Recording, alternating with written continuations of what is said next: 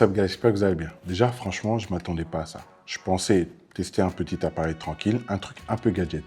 Mais pas du tout un truc qui allait me faire réfléchir comme ça. Et honnêtement, j'étais surpris, mais vraiment. Avant de commencer, petit truc important. Cet appareil, je ne l'ai pas acheté. C'est un bon ami à moi, Raphaël, qui me l'a prêté. Donc déjà, merci à lui d'avoir pris le temps de me prêter cet appareil. Parce que sans lui, je n'aurais pas pu vous proposer ce genre de vidéo. Et justement, pour ceux qui ne connaissent pas trop Fujifilm, c'est une marque qui a toujours essayé de proposer une approche un peu différente de la photo. Pas juste en termes de performance, mais aussi dans la manière de shooter. Et en fait, moi c'est Hakim, /photographe, /vidéaste, et un peu geek sur les bords. Et aujourd'hui, je vais te parler du Fujifilm X-Alpha, qui est juste ici. Donc déjà, franchement, c'est plutôt joli. Oui, faites pas attention parce que le grip ne vient pas avec, et non plus ça. Ça, c'est vissable et c'est un grip. Et ça non plus. Mais voilà. Déjà, ça ne sera pas un test en mode test technique, mais plutôt mon ressenti et comment je l'ai vécu. Mais je vais quand même te donner les specs de base. Déjà, en gros, c'est un capteur d'environ 18 mégapixels et d'une ouverture de 2.8 avec un équivalent de 35 mm. Même si dans l'appareil, on voit bien que c'est un 10.8, dans la réalité, on a l'impression vraiment d'utiliser le 35 mm. En tout cas, c'est l'impression que ça m'a laissé. Déjà, c'est assez simple et assez polyvalent pour le quotidien.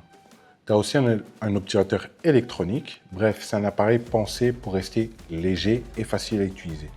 Et justement, dès que tu le prends en main, il y a un truc qui m'a marqué direct. C'est que ce n'est pas un appareil classique.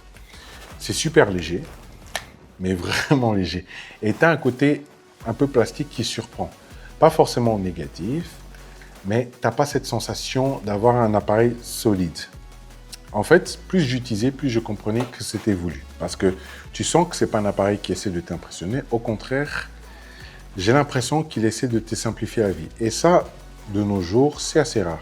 Et en l'utilisant, il y a des trucs que j'ai vraiment aimés. Déjà, premièrement, c'est le format. Comme vous constatez, il tient facilement dans la main.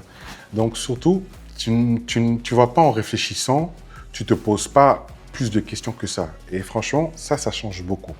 Ensuite, il y a le côté simple. Tu réfléchis beaucoup moins, tu passes moins de temps dans tes réglages et au final, tu shootes beaucoup plus. Et ça fait du bien. Mais même au niveau du rendu, il y a un truc que les images, comment dire ça? Les images sont moins parfaites. Voilà, les images sont moins parfaites, donc elles ont l'impression d'être plus vivantes et plus naturelles. Et ça, perso, j'aime beaucoup. Moi qui aime bien shooter et faire mes réglages de façon argentique, entre guillemets, j'aime bien qu'un appareil puisse me proposer justement ce côté un peu naturel qu'on avait sur nos anciens appareils. Et il y a aussi la manière de shooter avec. Tout est pensé vertical. C'est pas une option, c'est naturel. Du coup, quand tu veux de l'horizontal, tu dois forcément tourner ton appareil de cette manière pour pouvoir justement trouver le rythme. Mais en même temps, ça peut te casser. Et ça, c'est pas cool. Ça te force à cadrer autrement. Et justement, en toute honnêteté, je ne m'attendais pas à ça. De manière générale, c'est un appareil digital, mais qui ne se comporte pas vraiment comme un appareil digital. Je me fais comprendre. Tu shootes, tu passes à autre chose. Tu vérifies moins, tu corriges moins. Et au début, ça fait bizarre. Pour ceux qui ne s'y attendent pas, c'est vraiment très chelou. Mais en même temps, ça te permet, dans les moments les plus inspirants, de moins être dans la technique et plus être dans le moment. Donc, tu vis plus ton moment. Mais bon, forcément, tout n'est pas parfait non plus. Et le côté plastique, déjà, en toute honnêteté, ça me dérange. L'ergonomie, justement, si mon pote n'avait vraiment pas mis un grip ici, ça m'aurait fortement dérangé. C'est pas toujours intuitif et il y a des moments où tu cherches un peu. Et c'est dommage. Et le vertical, c'est cool, mais ça peut te limiter. Tu n'as pas toujours le loisir de pouvoir être libre de cadrer comme tu veux. Et puis, globalement, tu sens que c'est un appareil très limité. Tu ne peux pas tout faire avec. Et ça, franchement, il faut l'accepter. Et il y a aussi, ce n'est pas le plus rapide. Et il y a des moments où c'est vachement lent.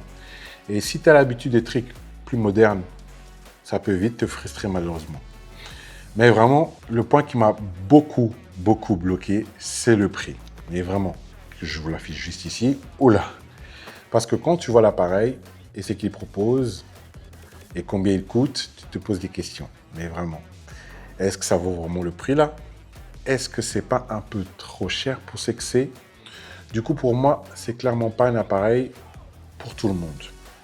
Si tu aimes contrôler, optimiser et avoir un appareil qui fait tout, tu risques d'être frustré et très restreint dans tes choix. Par contre, si tu as envie de quelque chose de simple, de différent et de naturel, alors là, ça va vraiment te parler. Mais en tout cas, ce que je retiens de tout, surtout, c'est que c'est un appareil qui m'a fait réfléchir, mais beaucoup. Pas forcément sur la qualité, mais sur la manière de faire la photo. Et ça, j'ai plutôt apprécié. Et ça vaut quelque chose. Honnêtement, je ne sais pas encore si moi je l'achèterais. Mais je sais une chose, c'est qu'il m'a beaucoup marqué. Et déjà, rien que ça, je suis content de l'avoir testé. Vraiment beaucoup. Déjà, encore merci à Raphaël de m'avoir prêté, parce que sans lui, j'aurais pas eu cet avis et je ne serais pas posé ces genres de questions. Du coup, dis-moi, vous tous, vous en pensez quoi? Est-ce que vous serez prêt à mettre le prix dedans ou pas du tout? Je suis vraiment curieux d'avoir votre avis sur cet appareil. Du coup, merci d'avoir pris le temps de regarder la vidéo. Et si tu es nouveau, n'hésite pas à t'abonner. Et pour les anciens, encore merci d'être là. Et on se retrouve sur un prochain numéro. Sur ce, peace!